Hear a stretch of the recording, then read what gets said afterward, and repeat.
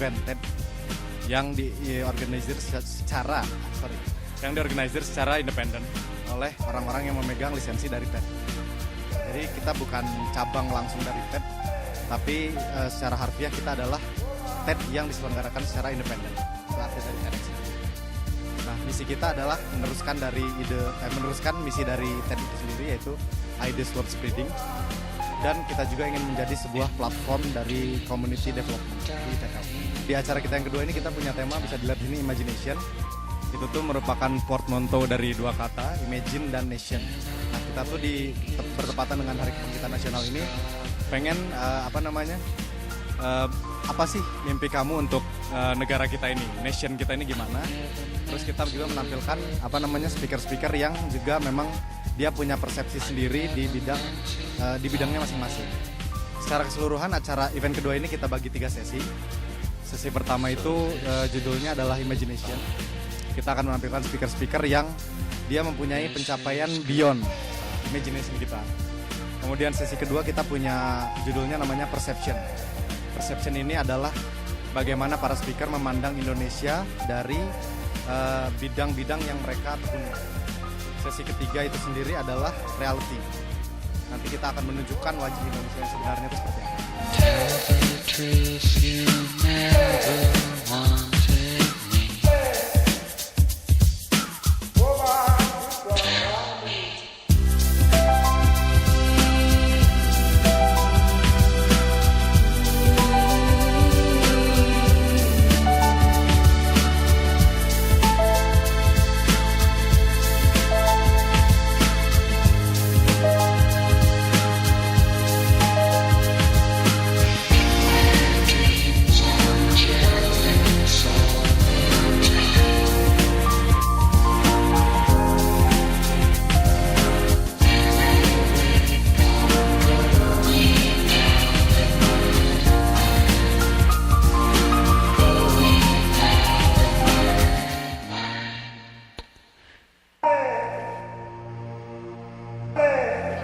Adalah wadah organisasi non-profit di mana para speaker bertemu dengan audiensnya dengan tujuan untuk menyebarkan ide-ide dan gagasan, di mana dengan tagline TEDx itu sendiri adalah Ideas World Spreading. Jadi menurut saya TEDx ini merupakan wadah yang sangat positif buat generasi-generasi muda sekarang.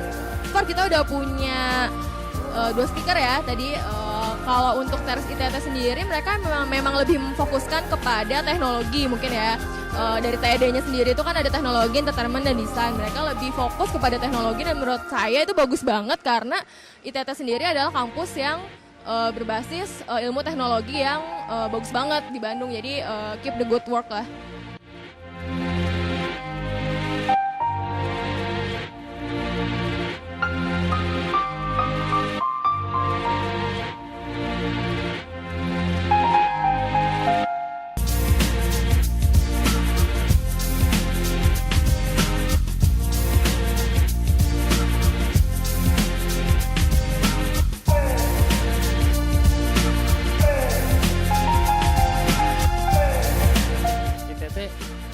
TED itu tentang inovasi tentang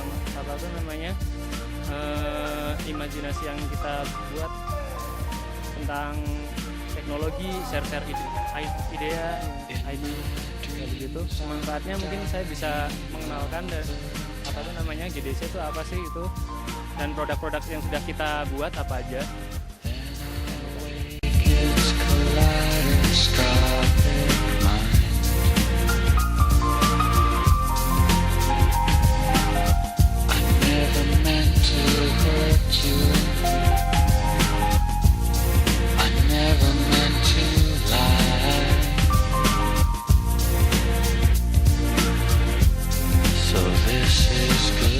Kira-kira bisa jelasin nggak nama proyeknya ini sendiri apa? Terus dan katanya kolaborasi juga kan ya? Terus kira-kira hasil proyeknya itu apa aja sih?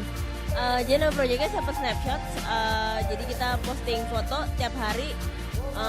Kan saya kolaborasi sama Martin, teman saya waktu di Leiden. Terus jadi kita posting satu foto tiap hari, satu orang satu, jadi sepasang. Itu selama 2 tahun. Fotonya foto makanan sih.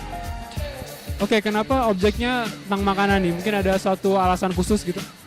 Awalnya sih karena kita waktu itu sama-sama sibuk, tapi kalau misalnya bikin project harus menurut kita yang visible gitu, yang bisa dilakukan. Jadi terus kita mikirnya kalau makanan kan kita juga pasti makan gitu tiap hari, dan kita kebetulan suka masak bareng dan suka eksperimen lah sama makanan-makanan gitu.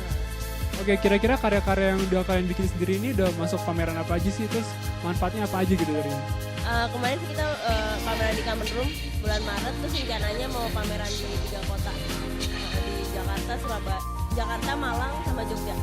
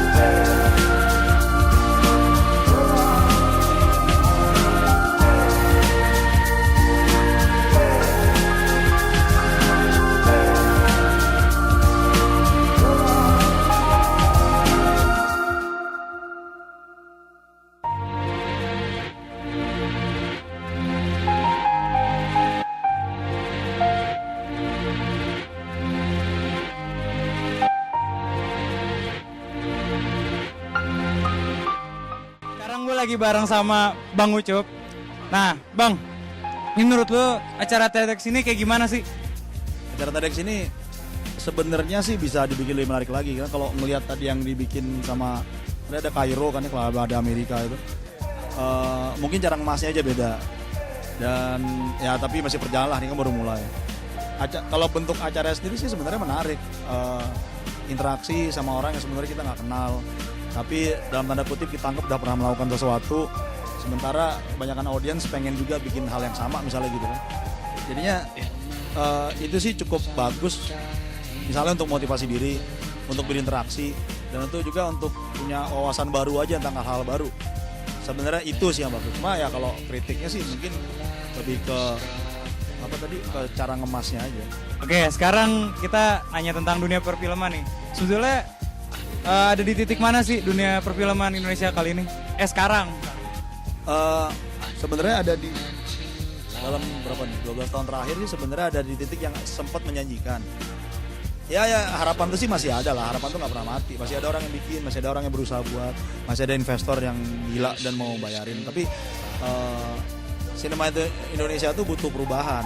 Maksudnya Indonesia tuh butuh 5 orang aja kayak Joko Anwar. 5 orang kayak Joko Anwar misalnya, 10 orang kayak Riri, 4 orang seperti Gari Nugroho, Edwin mungkin butuh 2, Mo Brothers mungkin butuh 6, dan itu akan jalan banget. Masalahnya sekarang kan kebanyakan sutradara nyerah sama sistem industri yang terjadi. Ya emang tadi di Twitter yang bilang seniman nggak ngejual karya. Bener, seniman nggak ngejual karya memang. Tapi kan seniman harus bisa membuat, seniman dalam tanda kutip harus bisa membuat karya yang kemudian disukai orang. Yang hal yang dia suka disukai orang. Van Gogh bikin yang dia suka, orang suka kan, kurang lebih gitu. Karena itu apalagi di zaman modern, dan itu akan membuat dia bisa bikin lagi, direspon sama orang. Dan responnya itu mungkin kadang-kadang bukan karena kita tergila-gila sama karya tersebut sih. Kadang-kadang kita mesti support dengan cara, ya kita lihat aja kalau itu serius kita nonton. Tapi kalau yang kita tahu lah, yang main-main doang kita nggak harus betul-betul kita lihat misalnya gitu. Terus sesuai dengan tagline acara ini kan imagination. Kira-kira setelah keluar di lapangan, sorry. Maksud gue ruangan ini ada kagak imagination Bang Ucup yang mungkin nanti disalurin gitu? Kalau dari ruangan ini sih kayaknya masih belum ya. Tapi kalau misalnya kadang-kadang apa sih?